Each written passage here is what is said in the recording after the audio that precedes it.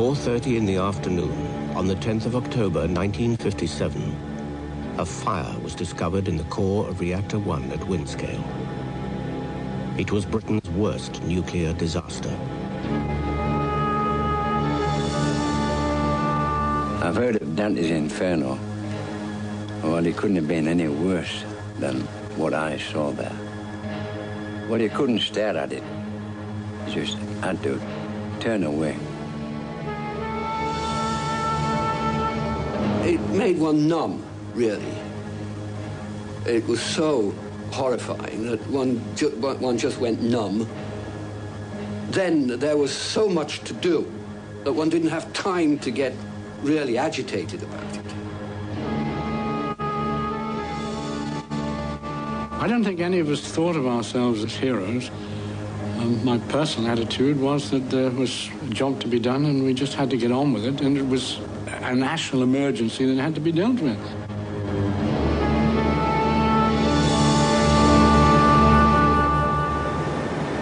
"32 years after the fire, the damaged Windscale reactor at Sellafield is still radioactive. The Windscale fire consumed 8 tons of uranium. It took 140 men 30 hours and over 2 million gallons of water to cool the burning core. Until Chernobyl, it was the world's worst reactor accident. But the fire, terrible as it was, had one hidden benefit. It closed the 2 early Windscale reactors forever. Tonight, we will show for the first time on television what really went on inside the reactors. That they were inherently unsafe, that they severely and secretly contaminated the surrounding countryside long before the fire, and that this contamination was deliberately hidden from the public. This is the story of the first Windscale reactors and the fire which closed them. It is told by the men and women who worked at the site in the 1950s, dedicated, patriotic scientists and engineers who were intent on bringing Britain into the atomic age.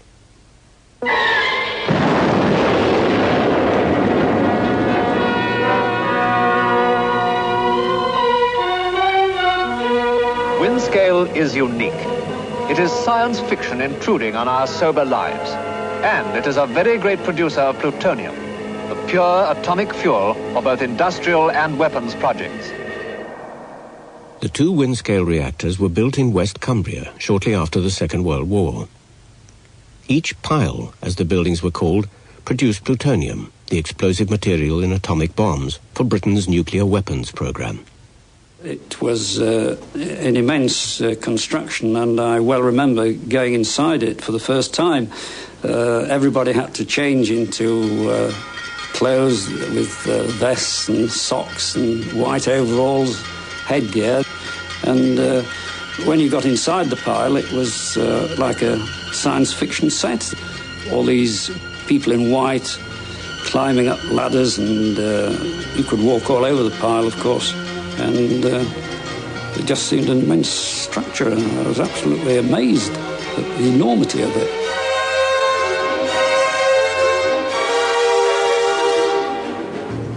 Well, there was a tremendous sort of feeling of adventure, and I think a feeling that we had to have an atom bomb to remain amongst the great powers. I think if you remember, Ernest Bevin in the Labour government, who was Foreign Secretary, said that without it, he felt he would be going naked into the conference chamber. And this prevailed, and therefore a great amount of energy went into trying to meet the timescale, which was a very tight one, starting in 1946 and exploding a first weapon in October 1952. And this, in fact, was accomplished. In October 1952, using the plutonium made in Windscale, Britain became a nuclear power. This colour film of the bomb has only now been declassified. Windscale's work didn't stop with the first nuclear explosion. More plutonium was urgently needed for Britain's nuclear stockpile. Unlike other reactors, the Windscale piles which produced the material for the British bomb were air-cooled. Air, sucked in through ducts, was pumped by giant fans over the uranium fuel held in the graphite core. At great speed, the cooling air passed over the uranium and rushed up the chimneys. through filters at the top. These filters were meant to prevent radioactive particles escaping into the environment. Not a watt of electricity was generated. The sole purpose of the reactors was to make plutonium for nuclear weapons. The reactor was powered by uranium fuel placed inside aluminium cans. Over 70,000 of these cartridges were slid sideways into the reactor core. The reactor was covered by a concrete and steel biological shield. Hundreds of steel and lead plugs sealed the fuel channels in which the uranium cartridges were placed. 4 fuel channels were placed behind every plug. Each channel took 21 cartridges. When the fuel was spent, the cartridges containing the now highly radioactive uranium were pushed out of the back of the core and removed for plutonium extraction.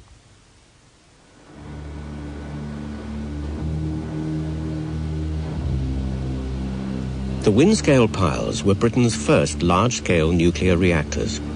Although their design was simple, they had several limitations. The strange shape of the reactor chimneys was the result of the last-minute addition of filters. At first, they had been thought unnecessary.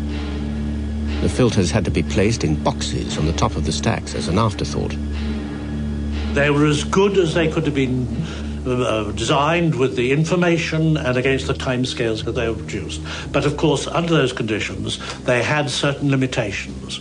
And the problem with Windscale was, in fact, not recognizing those limitations and therefore taking the appropriate management steps to see that, that they didn't do anything stupid.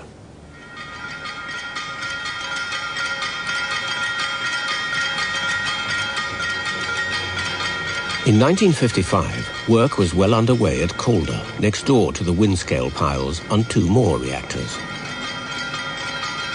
During the development of Calder, a rumor spread about the site that levels of radioactivity in the area were rising. The huge cooling towers at the Calder plant, together with the Windscale chimneys, dominate the Cumbrian countryside. Radioactivity escaping from the plant could contaminate the local village of Seascale. In 1955, a scientist at Calder decided to check the contamination rumors.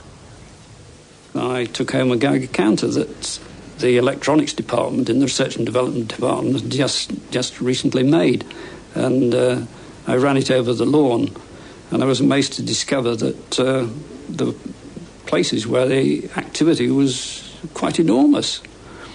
And one of these spots I dug up, I took it in the kitchen, put it on the bench, cut it in half, and then discovered which half had the activity in it, and continued in this way till I eventually came down to a single particle, which looked to me like uranium oxide.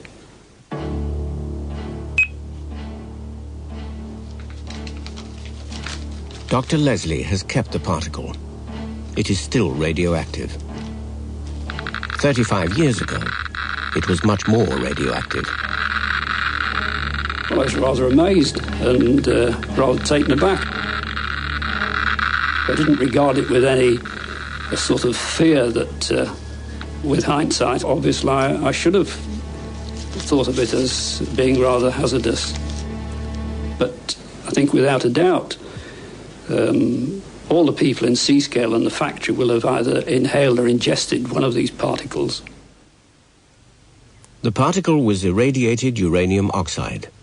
It contained a cocktail of radioactive materials, including cesium, strontium-90, and plutonium. Dr. Leslie decided to share his discovery with a colleague who lived down the road in Seascale. He took his Geiger counter with him. Dr. Jackman didn't live far away, and I thought it would be interesting to see whether his garden was much the same, and so I went over to see him. So I said, what's all this about? And he said that he'd just been monitoring his own garden and found some high spots of activity. So I sort of said, well, you know, let's go out. And so we went into our garden. Sure enough, every few yards, there was a high reading. The meter reading went right up to the top, and This was quite alarming, and we came back into the house, quite a few spots in the house and even in our larder. After the discovery of radioactive particles at his home, Dr. Jakeman began to wonder how extensive the contamination was. At that time, the Atomic Energy Authority was conducting routine surveys of radioactivity. Derek Jakeman decided to follow up the authorities' work with his own monitoring. Well, I took one of the site Geiger counters and measured what was on the pasture land. And yes, that was quite astonishing, because every few yards there were very high increases. The microphone on the Geiger counter really just sort of hummed. So these were very highly active individual particles, and there were a lot of them. Later, I estimated that,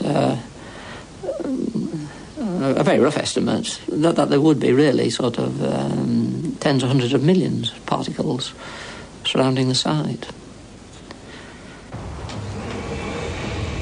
Using their rather Heath Robinson samplers, the Atomic Energy Authority confirmed Jakeman and Leslie's discovery of particles.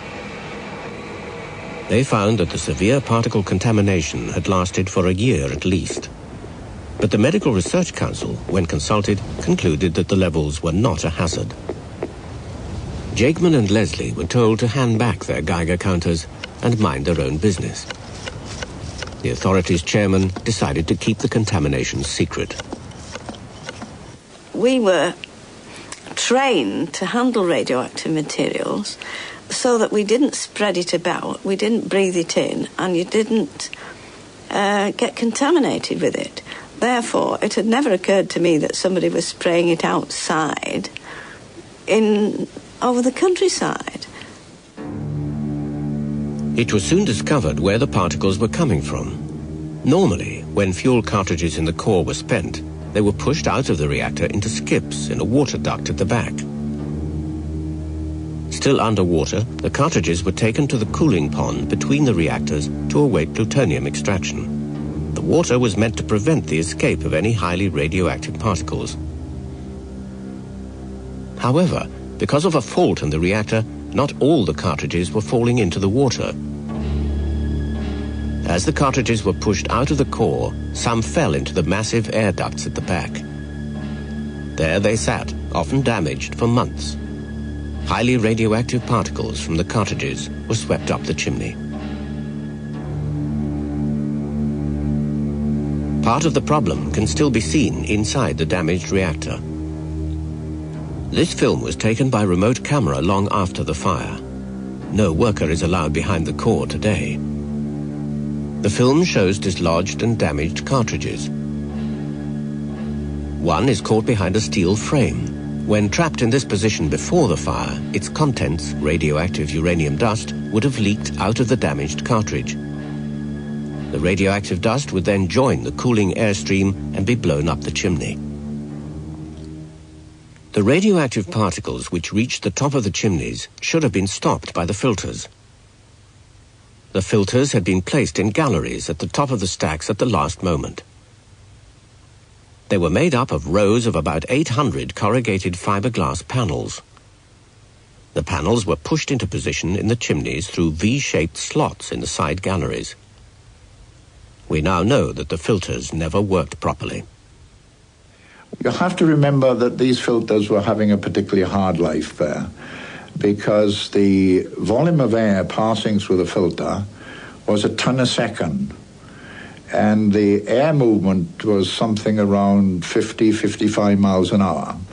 And a ton of air a second going at that speed is not the best of things to try and filter. So technically it was a very difficult problem. The filters clogged very easily, and this meant that they had to take them out and wash them and put them back on an 11-day cycle. And with this constant washing, they got damaged. In addition to that, the material was very easily torn. There were really gaping holes in the filters, And so the efficiency was very much lower than the specified efficiency of 99.9%. And what does that mean? Well, that meant that if any radioactive particles were released in the reactor, then there was nothing to stop them from going straight up the chimney, through the filters and out of the countryside. In public, the authorities' spokesman denied that contamination was taking place. Mr. Hugh Howells told the local newspaper that the amount of radioactive dust reaching the ground is so negligible that it cannot be measured. While this doesn't sort of fit in with open government, that everybody should know everything, at that time it was thought that the peace of mind of the people concerned was more important than passing any information out, because undoubtedly it would be misinterpreted. Well, that was obviously done in order to counter any rumour that we might have let out, that there were particles coming out. It was just a deliberate policy, because there must have been quite a few people that were aware of these particles. Looking rather like a super version of a plastic Macintosh is a new suit designed for workers at Britain's atomic plants. Despite the light-hearted newsreel, the reality was that the new suits were made to protect men going inside the Windscale reactors to remove the leaking cartridges. Once you're inside and the zip's been fastened, all that remains is to pump in compressed air so that the wearer can breathe easily. One had to dress up rather like a diver, but in lighter gear, full PVC suit with an air hood and an air hose which went outside to supply one with fresh air.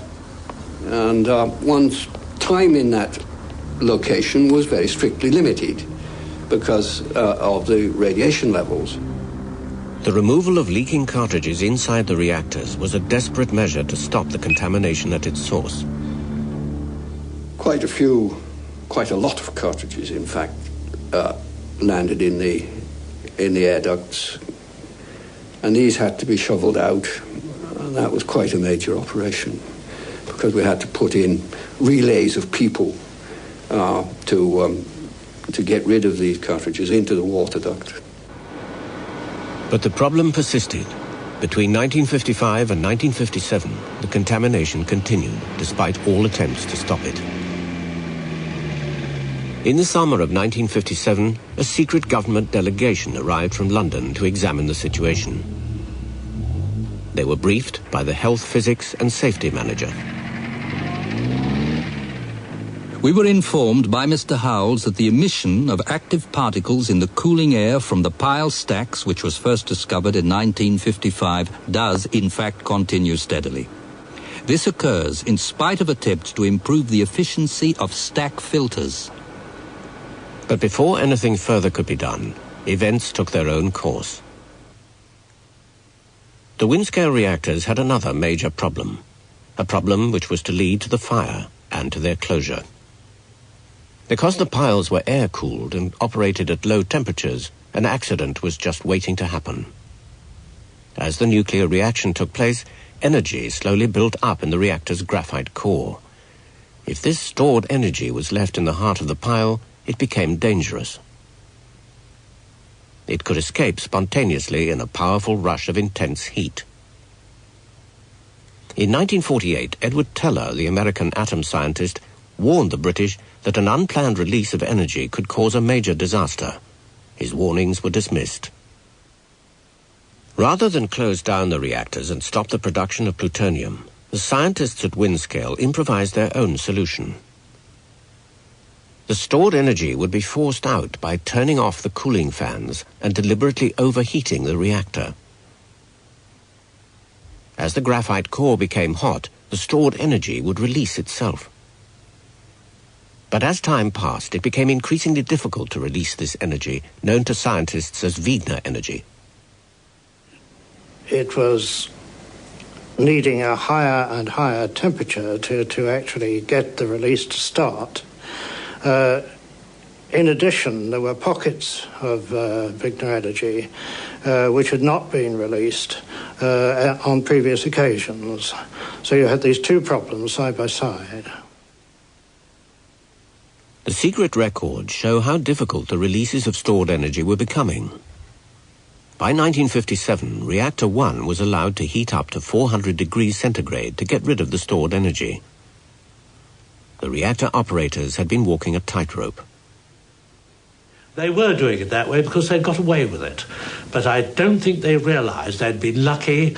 They'd perhaps done it more cautiously in the earlier days, and they'd slowly got, quite frankly, not realising the dangers that you're using extremely powerful machines, and therefore you can't afford to drive them blind. On Monday, the 7th of October 1957, Reactor 1 at Windscale was shut down, and cooling stopped in preparation for a release of stored energy. There were no operating manuals. Each release was largely a matter of judgment. A second nuclear heating was applied on Tuesday. Temperatures inside the reactor began to rise. Early on Thursday morning, it was realized that something unusual was happening. I found that the level of activity was about 10 times what it normally was. And I thought there was something seriously wrong. So I went along to see Tom Hughes, who was the works manager at that time, and said to him that I was a bit concerned insofar that we'd had an unusual air sample. And did he have any idea whether there was anything wrong or not? I had no real ideas, except that I knew for certain that this was not emanating from the chemical plant, and therefore it may well be the reactors. So we decided to go up and have a look-see on the reactor itself. And when we got up there, we went immediately to the power control room. And I noticed that the stack activity meter, which measures the radioactivity on the filter at the top of the stack, was at full-scale reading. So I turned to Tom Hughes and said, "You realize if that's full scale, this means a site emergency." We decided we ought to look at the reactor core, and a team was assembled to go up onto the charge face and take out one or two of the plugs and see if they could visually see what was happening inside.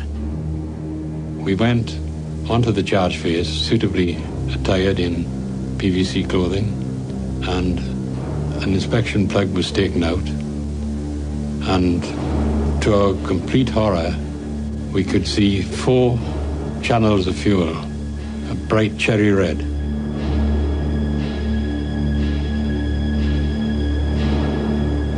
On Thursday afternoon, attempts were made to bludgeon out the burning fuel cartridges with scaffolding poles. But the cartridges were stuck fast and could not be dislodged. The poles themselves became red hot, and the area in contact with the fuel became yellow from the uranium oxide that was produced due to the burning of the uranium. And that was highly radioactive? That was very radioactive, yes. By Thursday evening, the fire had taken hold inside the center of the core. Tom Toohey was summoned to the stricken reactor. I got a phone call saying, "Pile 1 is on fire." And I said, "Good God, you don't mean the core?" He said, "Yes, can you come in?" I said, "Yes." When I first went up to the top of the reactor, and this was carrying 35 pounds breathing apparatus on my back and in full protective clothing, and although 80 feet up in the air doesn't really sound very high, by the time I had got to the top, my chin was awash in my own sweat inside the respirator. The first thought was to blow the flames out by putting on the full blowers and increasing the cooling. In retrospect, that was not a very good idea, and we soon learnt that this was making matters worse rather than better. The uranium fuel at the heart of the core was now burning furiously. But as the fire progressed, the glow became greater. Then small flames began to shoot out from the affected channels. Eventually, a roaring inferno was shooting out from the back of the reactor and hitting the back concrete wall. During the night, we did try and extinguish the fire with carbon dioxide. It so happened that that very day, a tanker with 20 tons of liquid carbon dioxide had come into Calder Hall. So we got this rigged up, and I had plugs pulled out of the charge face of the reactor and literally stood there holding this lance and watching to see whether the carbon dioxide had any effect. And there was this poor little tube with carbon dioxide being poked into it. I had absolutely no hope that it was going to work. On Friday morning, workers on the site were told of the fire. They were ordered to remain indoors and wear face masks. The chief constable was warned of a possible emergency. Only a mile away at Seascale, no public warnings were issued. Although evacuation plans were in hand, they were considered unnecessary. But many in the village realized that something was plainly wrong. There was smoke coming out of the chimney, which was the first time I'd ever seen smoke coming out of the chimney. And that put the fear of God into me. At the time, I was working at Calder, which is the power station on the other side of the river. And the works manager rang me up and said there's a site emergency. They're having trouble at Windscale, and that it would be prudent to stay indoors and close the windows and so forth. That was at 4 o'clock, I remember quite clearly, on the Thursday. And yet, on the other side of the fence, absolutely nothing was done. And there it was, from my own measurements. The fallout at Calder was just the same as the fallout at Seascale. And the reason for that is that, of course, on a chimney, the maximum fallout tends to be some way downwind, not immediately adjacent to the chimney. So that members of the public were walking around unaware of the fire? Oh, yes, absolutely. While workers were staying indoors? Yes.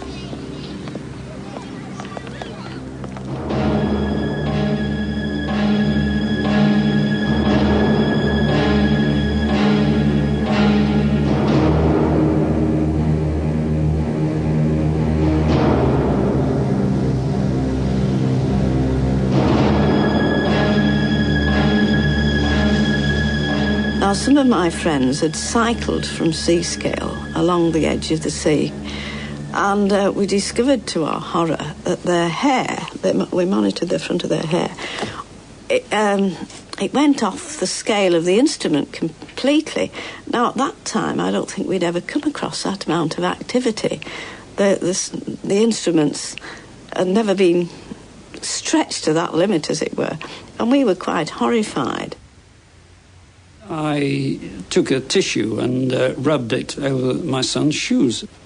And I was amazed to find that on my son's feet, the count rate, I can remember this, there was 3,500 counts a minute. And in the laboratory, if you had a count rate of more than 600 counts per minute, you were regarded as being contaminated. And there we were, 6 times the normal level in Seascale. Early on Friday morning, the decision was taken to put out the fire with water, despite the possibility of an explosion. Our job was to take what they call sealing plugs. We had to remove some of these to put hose pipes down. When you looked down the channel, it was just white hot. Really speaking, nobody would believe how hot it could possibly be. Now, I've never seen anything like it, and I don't suppose anybody else ever will. By this time, it was a blazing inferno. I mean, I did stand to one side for part of the time, hopefully, but inevitably, if you're looking straight into the core of a shut-down reactor, you're going to get quite a lot of radiation. And I discovered that I was contaminated on my hands, my hair, up my nose, and so then we down to the surgery. And back again, still couldn't get it clear. And it took 3 weeks, actually, to get the whole lot cleared. Before the day shift began on Friday, the 11th of October, water was ready to flow through the fire hoses attached high on the charge face and into the core. At the same time, all cooling air coming into the pile was shut off. Then the whole pile was cleared of personnel, and I remember Tom and I went down to the depth and sat like a couple of miners down and ready to give the instruction to turn the water on. I asked for water at 40 pounds pressure, and I listened. No noise. So then I asked for 60, then 80, then 120, which was full pressure. No noise. The worry, of course, was if the water produced hydrogen, the whole lot could have gone up. And at that moment, it wasn't a very pleasant situation. When I went back up to the reactor, the holes that I was looking down at the back had steel plates on them. They didn't have the plugs in them. And there was a hole in these plates, and you could lift off the plate with a hook, metal hook. I tried to pull up the plate on one of these holes, and no matter how hard I pulled, I couldn't move it. And this was the fire trying to suck air in from wherever it could. I've no doubt it was even sucking air in down through the chimney at this stage to try and maintain itself. Well, eventually I got this plate off so that I could look down at the back of the reactor once more, and I could almost see the fire dying away. It was really dramatic. First of all, the flames went, and the flames reduced, and then the glow began to die down.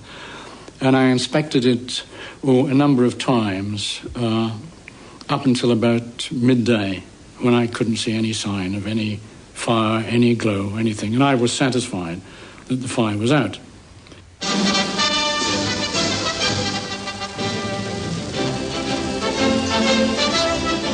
The Atomic Energy Authority's first admission that there was a fire was broadcast on the BBC's Friday lunchtime bulletin.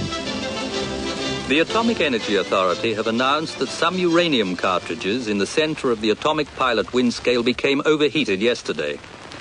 The authority have said that staff are now reducing the temperature of the pile with water. At the moment, a northeast wind is blowing across the wind scale factory and is taking any radioactive dust or vapor out to sea. It was obvious that it hadn't blown out to sea, that quite a lot of it was in the coastal strip. It was highly unsatisfactory that the authority should be able to hush these things up when there was obviously something radically wrong. So I wrote to The Guardian, and the letter appeared on the Tuesday. In his letter, Frank Leslie complained that no warning had been given to members of the public during the fire and that no proper measures had been taken to protect them. He called for better emergency planning in future.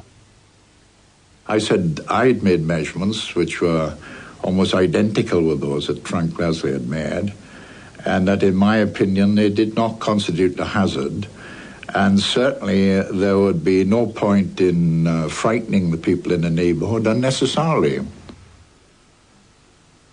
Dr. Leslie's letter attracted a great deal of attention in the press, but no action was taken against him. They also were aware that I discovered the 1955 discharges, which had been concealed. And it was obvious if they took action that I would then reveal that they'd been hushing things up previously. Harold Macmillan, the Prime Minister, was infuriated by Leslie's public criticisms. He demanded an immediate explanation. The briefing he received made no mention of Dr. Leslie's earlier discovery of contamination around the Windscale plant, contamination which had been deliberately covered up. The Prime Minister wrote that Leslie must be an opinionated ass. Macmillan was unaware of the reactor's troubled past. The Prime Minister went as far as calling you an opinionated ass.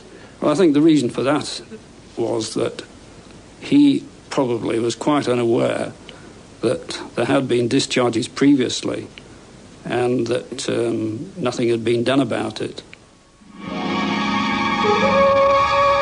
Emergency at Windscale Atom Plant. and the milk from 200 square miles of farmland is condemned as radioactive.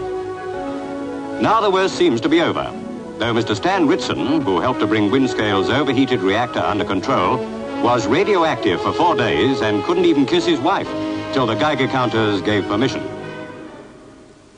The idea was wearing rubber gloves at home. It would sweat the contamination out, you see. So I went into the pub, and the barman who was there at the time, "What's the gloves on for, Stan?" I said, "Oh, a bit of contamination, that's all." And by that time, all the reporters were up there, you see, newspaper reporters. So we went and spread it around the hotel. The next thing, they were in there, chock-a-block. "Oh, what's the trouble, what's the trouble?" Oh, I've never so fed up in all my life. The headlines, "The most radioactive man in Britain. Atomic Stan. A man who can't kiss his wife goodnight." And such rubbish as all that. To me, it was rubbish. From what I know, it never done me any harm, put it that way. I haven't felt no ill effects from it.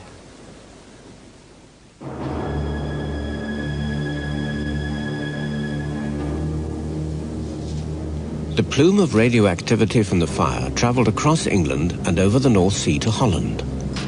Dr. Johannes Bloch, an alert Dutch scientist, was waiting for it.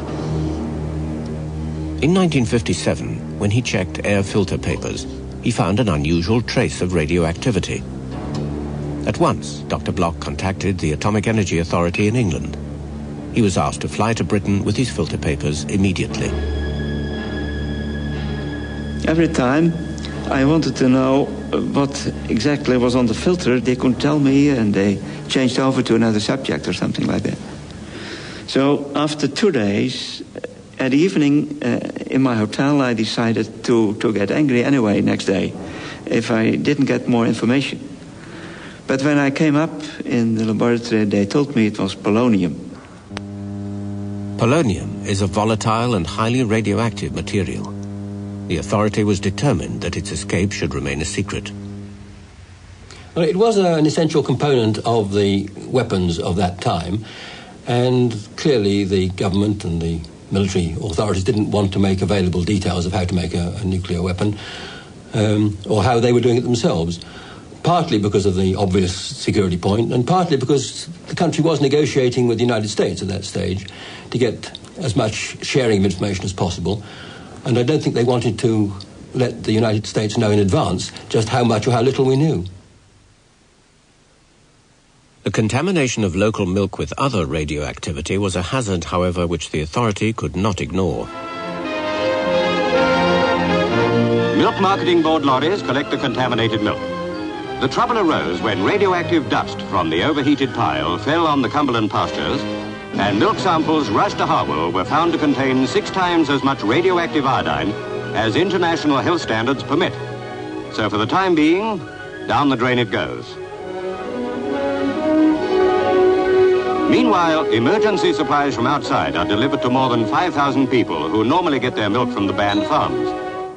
We were able to apply a milk ban quite early on so that the radiation exposure, in particular to children, which is what we were concerned about, was limited by the fact that we quite quickly got this ban into operation. As the milk was checked, an embarrassing discovery was made. Local milk was indeed contaminated, but much of the contamination came not from the fire, but from the leaks before the fire. Worst of all was the discovery of high levels of radioactive strontium in the milk and on local pastures. We found more strontium in some samples, particularly grass samples, than we had expected. And so there was, at that stage, an urgent need to make sure that there had not been a greater escape of strontium than we had suspected. Now, where had this strontium come from? In fact, it had come from the particles of uranium oxide prior to the accident, which had escaped through the filters. Why hadn't it been discovered before? Well, it had been discovered. Its scale had not been recognised. The scale of distribution had not been recognised. A secret meeting of experts was called by the Medical Research Council to advise on the discovery. The scientists were concerned by what they learned. that the Windscale reactors had been leaking radioactivity persistently for some time before the fire. The risks could no longer be discounted. It is now evident that relatively high average concentrations of strontium-90 have characterized milk from this region over considerable periods of time. Although it is practically certain that these concentrations, even if continued, could not produce any detectable increase in bone cancer and leukemia in a population of the size at risk, it would be impossible to deny that such levels might be a factor in the causation of any particular case in this district. It was really quite a shock. I'd never heard of leukemia. A friend of mine, their second child, died of leukemia in Seascale. He was 3 years old, and that was a shock to me, because I didn't connect it with the works at the time. But then another child had leukemia, and this other lady that had gone off during the fire, she died of leukemia. And I think there was another case, and really it was so startling that there were all these people with leukemia that we began to think about the plant. Advice was received at 1 p.m. on the 2nd of November 1957 that samples of grass and milk from West Cumberland would be made available for urgent analysis.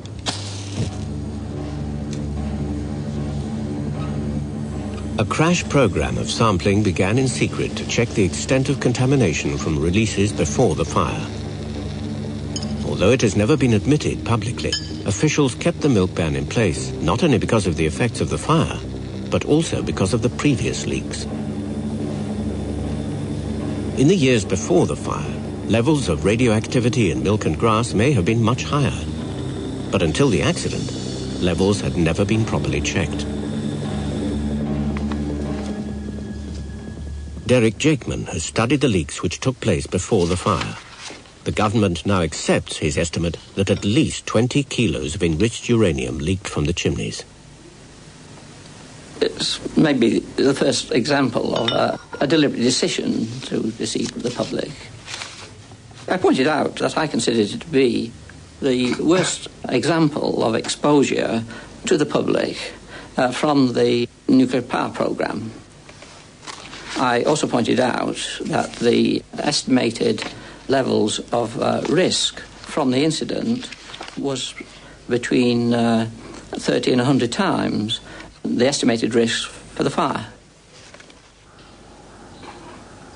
In October 1957, government officials realized they could no longer hide the leaks. Some facts would have to be admitted, but no figures were to be given and no dates mentioned.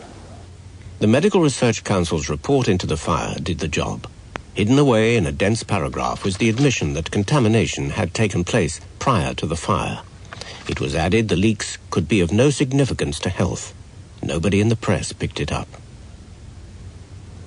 Well, I think undoubtedly some people will be affected, but one has to remember that a large proportion of people die of cancer anyway, and from the authorities' point of view, and taking a cynical view, the few extra that do die due to these discharges will hardly show up at all in the statistics. Harold Macmillan and his ministers never learned the full extent of the secret contamination which took place before the fire. In briefings, he and his colleagues were only informed of a single incident in the spring of 1957. Macmillan banned the full report on the fire. A censored version appeared instead, which blamed the disaster on inadequate equipment and faulty judgment.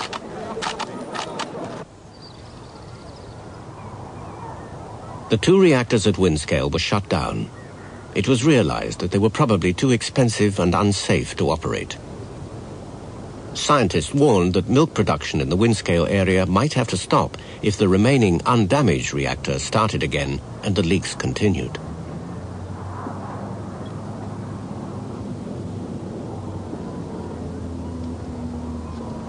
The Windscale fire in 1957 stopped the secret, persistent and serious contamination of the local population with radioactivity. In this sense, it was a blessing in disguise. Derek Jakeman has estimated that local babies born in the mid-1950s would have received high radiation doses, much higher than those recommended today for workers at the plant itself. For 4 years, the reactors had released their long-lasting poisons. It contaminated the whole of West Cumbria, which is a terrible high price to pay. There are specks of the dust that came out of those chimneys still in the sediments of lakes to this day and will be there forever.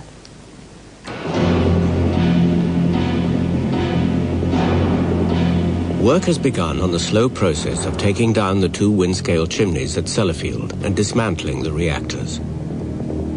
Government scientists now say that 100 people may die over the years as a result of the radioactivity, chiefly polonium, which escaped during the fire.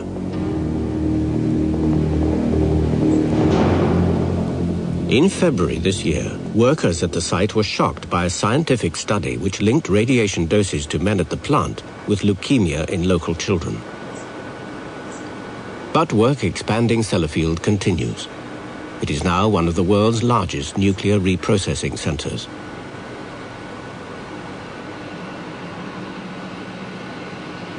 There was no doubt that using the knowledge that we have today, those plants should not have operated at all. There were various features about them which were really inherently unsafe, but the needs for the materials that we were producing were paramount at that time. The military needs? The military needs, yes.